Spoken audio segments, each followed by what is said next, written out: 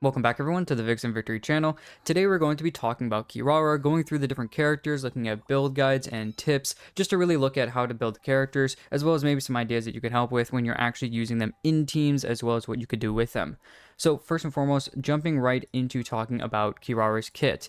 Now talking about Kirara, the biggest thing you want to focus on is leveling your skill and then your burst. The biggest part of Kirara's kit is getting that skill and making sure that you have enough max HP, and that's going to come in with artifacts and weapons and whatnot later. But honestly, the biggest part of her kit is to make sure that she has as much HP as possible, to make sure that her dendro shield on her skill is going to be as strong as possible to protect your other characters. Most of the time, that's what you're going to be really using her for, is kind of a shield support character. She does have some instances where she can do some, dendro application, so let's go ahead and jump right into the kit. Once again, talking about the leveling priority, the skill first, then the burst, and then you don't really have to touch the normal attack at all if you so desire. With this skill, there's going to be a press and a hold version. There are two different ways that kind of goes about things. When using the skill in just the press version, just tapping it, it'll deal AoE dendro damage to opponents, and then also create a shield of safe transport. Also keep in mind that it will briefly apply dendro to Kirara, so if you get hit by pyro or whatever, you will get burning on you, so keep that in mind. But honestly, you're really just going to probably keep her out for this. If you're just using the press version, she'll be kind of on and off pretty quickly just for the shield once again for this idea. Now, this shield is based off of Kirara's max HP, which once again, that is the entire idea, making sure that she gets as much as possible through everything, that her absorption is based off of that. But the damage that she actually gets out of it is going to be part of attack percent. As you can see here, there's no stat afterwards, which means that it is attack. Now, also keep in mind the hold version, like I stated before, does do something different. If you press the hold version, instead of doing the press version, you will enter the urgent Neko parcel state. And at this point, basically, she'll turn into a little like box of some sort, a little cat box, and she will run around. Now, in the urgent Neko parcel state, it deals dendro damage to opponents that she crashes into. Once again, a lot more of that dendro application, kind of depending on how you actually do things, and you can hit multiple opponents while doing so. When in this state, she'll basically be a lot faster in movement, climbing, jumping, everything, but it will also mean that her stamina will also be increased when using it. So keep that in mind when you're actually using her. You don't want to do it too much, especially if one of the characters you're pairing her with is going to want to use a lot of energy for dodging or whatnot, so just keep that in mind. And then when the duration ends or the skill is used again, she will do a flip claw strike, more powerful than the attack in the press version of the skill, and deal AoE damage. Now, keep in mind here, at this point in time, if we look, when you do the press version of this skill, you're going to be creating a shield. But if we go here and do the hold version and then do the tap again, you still do get this shield. So keep that in mind, you still get the actual shield that is applied to you. It's just going to be a little bit different than what you would do when just pressing the skill. Also keep in mind the urgent Neko parcel state lasts for a maximum of 10 seconds, and also when that state ends, the skill will enter its cooldown, but also keep in mind that the longer that you're in that state, the longer the cooldown is going to be, and so I wouldn't really try to use this for too long. It is only a 4-second difference at the end of the day, really what you're doing. As long as your rotation and your characters like to stay on field more, for instance, I have her in an Alhaitham team, that's a little bit more okay because my other character is going to take time on field more. Alhaitham likes to stay on field for a very long period of time and doesn't really have a short window of damage. He has a little bit of a longer window of damage. And so this is kind of okay for that type of team, but depending on who you're pairing with, just keep in mind if you're going to be switching off to other characters at some point and kind of going through rotations pretty quickly, probably just stick with the press version of this skill. Now, keeping that in mind actually about the skill, looking at the passive talent that kind of pairs with it, when she's in the urgent Neko partial state, so basically the hold version of that skill, each impact that she does against an opponent will grant her a stack of reinforced packaging.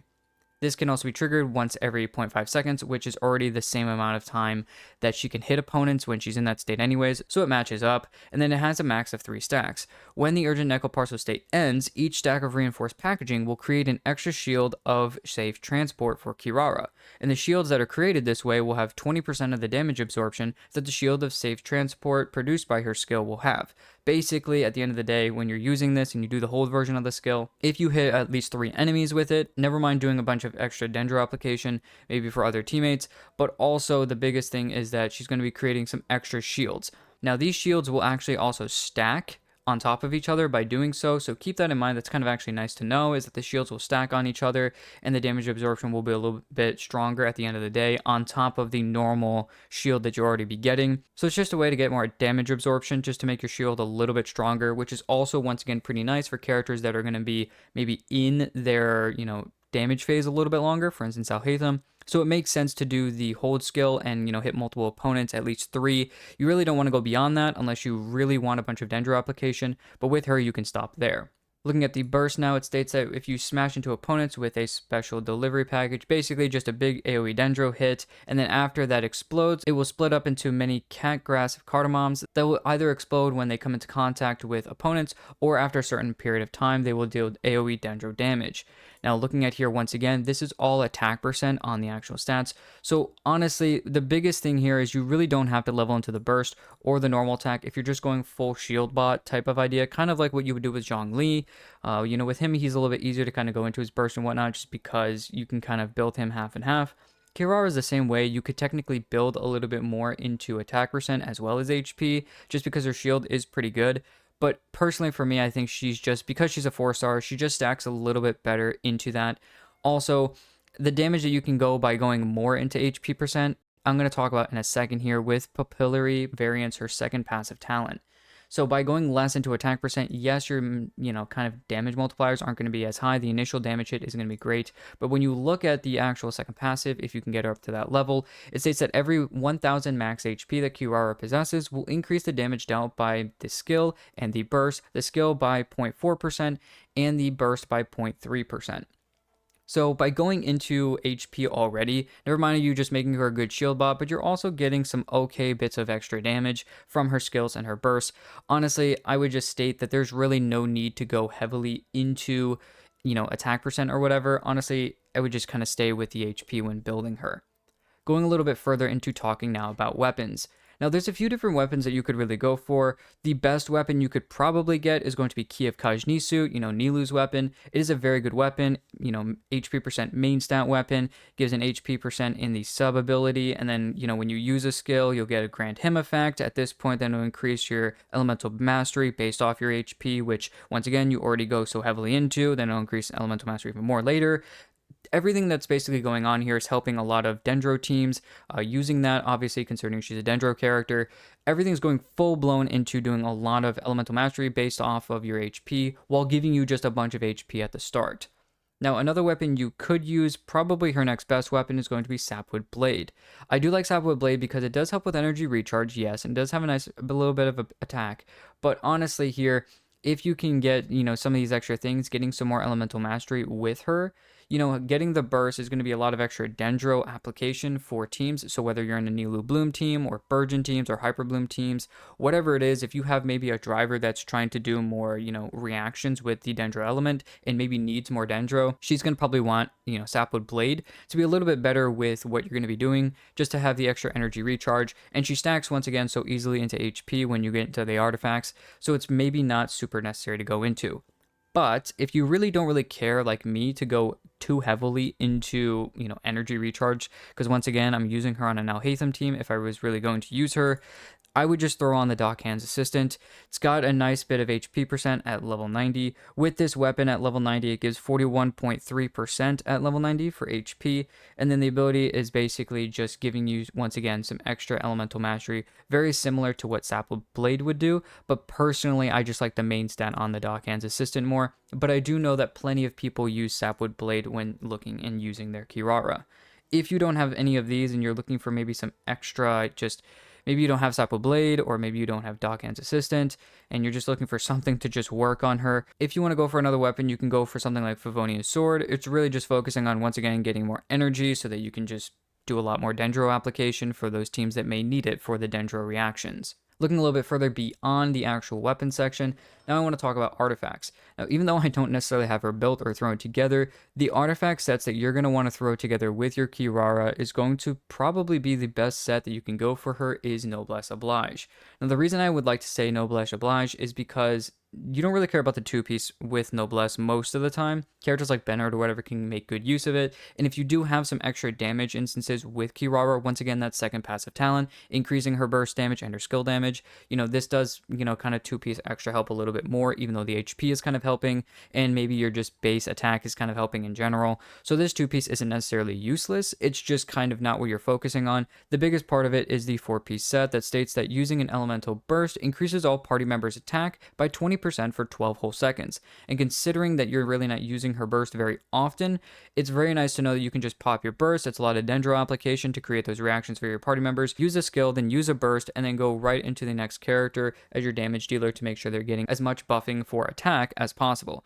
Now, if you are using a different character on the team that's not using attack to do damage, for instance, let's say you're on a Nilou Bloom team that has Nilou, Nahida, Baiju, or Yao Yao, and Kirara, or Barbara or something. You know, those bloom cards, you're really wanting to buff more HP and whatnot on the other characters, so this extra attack doesn't necessarily really help the next character coming out on field, unless you're doing like normals or whatever with Nahida. But honestly, at the end of the day, even though this is a good 4-piece set, it really helps more attack percent focused characters, obviously. So if you're really doing like a Nilou Bloom team, I would just stay to really just get off of this set and just do 2-piece HP percents. Really just whatever you're looking for, whether that be Tenacity of the Millilith, that goes for a 2-piece right here. And as you can see, this is already the highest rated, look for artifacts, the 2-piece Tenacity and the 2-piece 4 Cautious Glow, because they both give HP percent in their 2-piece sets. Now, if you are using another dendro character, or you're just trying to buff more damage, specifically with Kirara, or maybe just once again getting more dendro damage hits higher, whether those be the bloom core hits or whatnot, you could go into a 4-piece Deepwood. The 2-piece doesn't really help too much. Once again, it's just more of a personal damage thing, but the 4-piece decreases dendro resistance by 30% for enemies that are hit by the skills or burst by this character.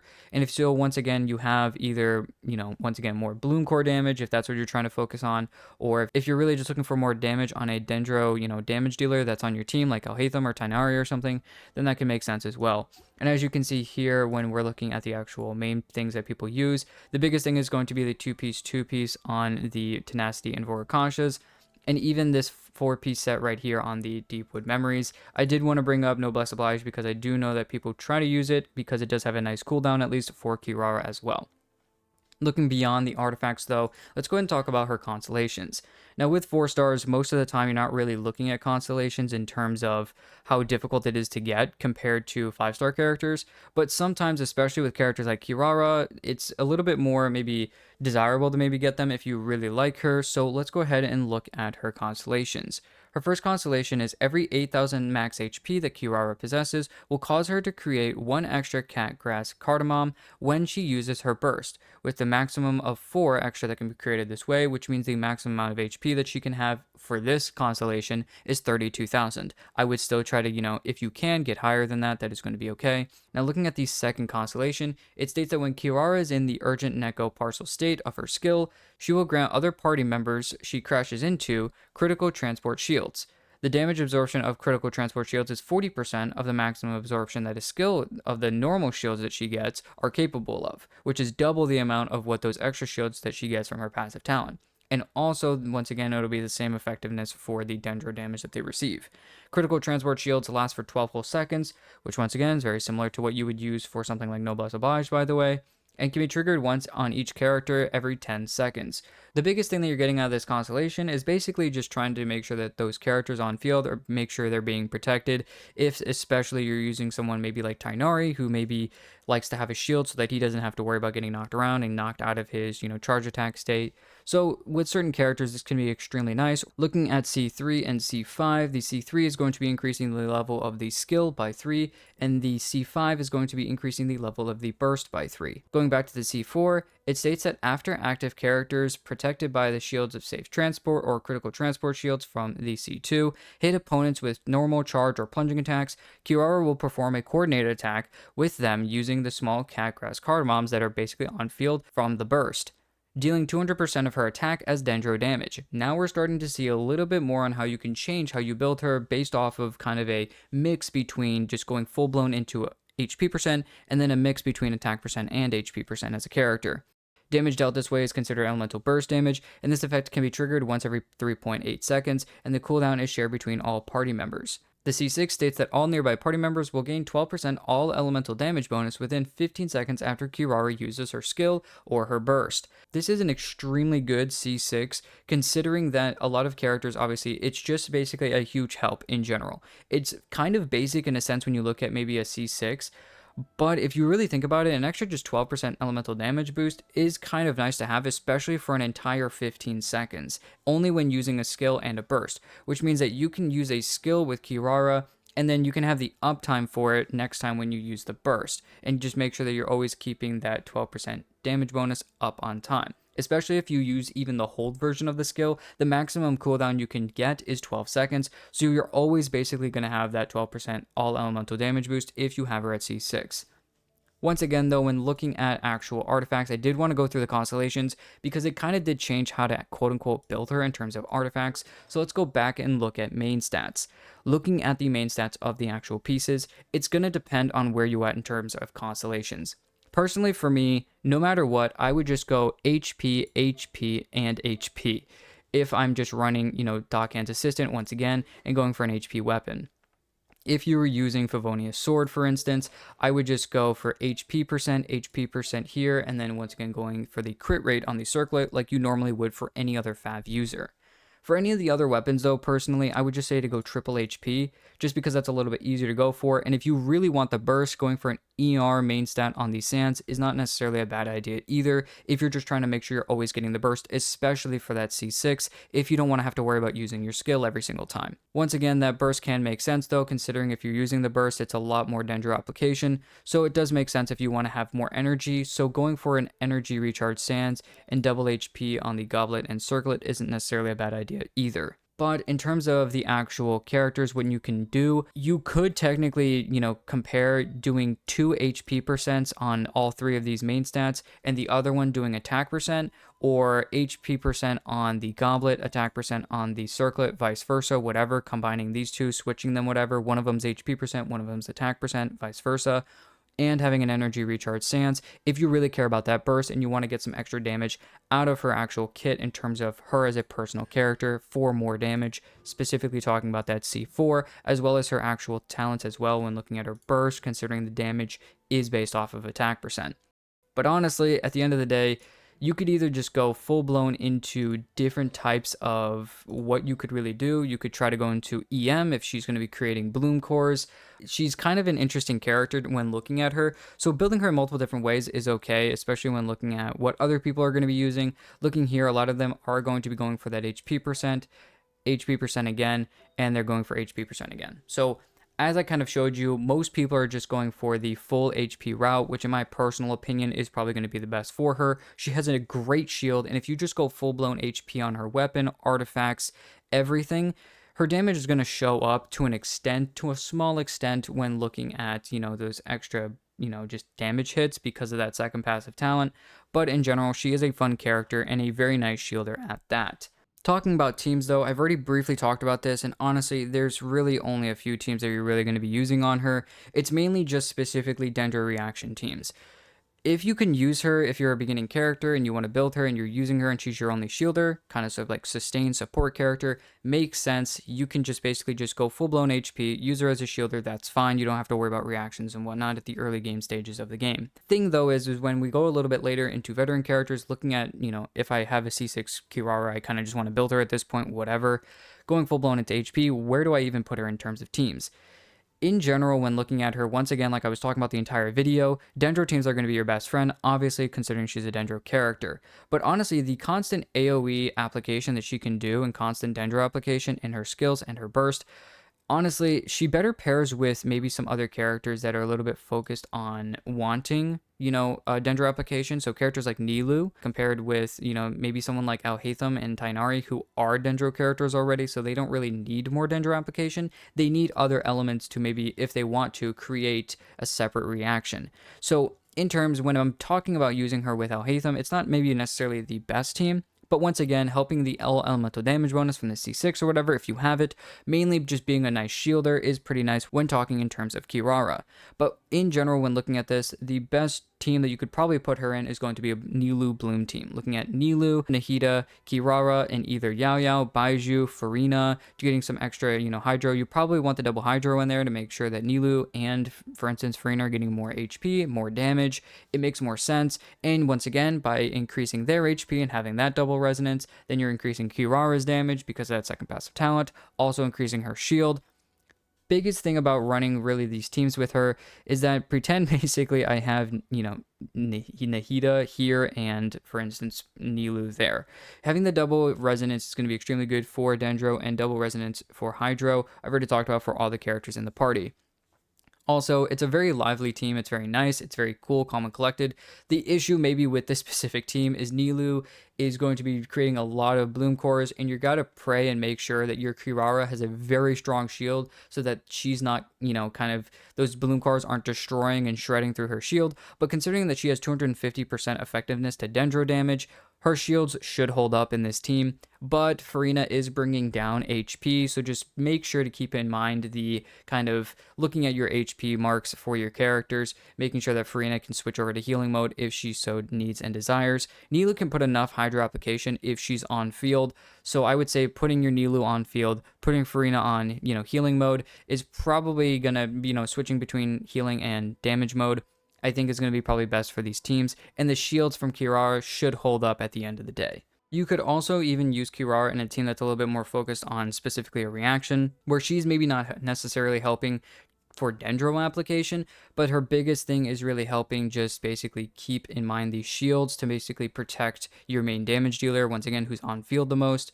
Once again, you kind of see this spread team. If you really want to, you could switch out a few of these characters for some other characters that are a little bit more focused on maybe aggravate, whether that be Sino or something like that.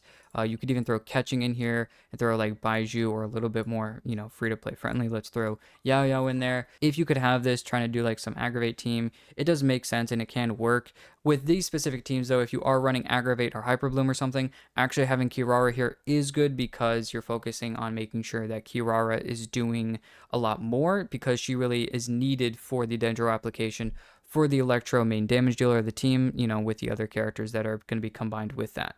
So there's a few different teams that you could use, but she is kind of locked once again, mainly to, once again, later game, looking at just specifically aggravate teams. She's a little bit maybe better for, in my personal opinion. She can work in spread teams, and Hyperbloom teams are okay and pretty good. Once again, she kind of is needed for the application, but probably the best team you're going to see her in is a Nilou Bloom team.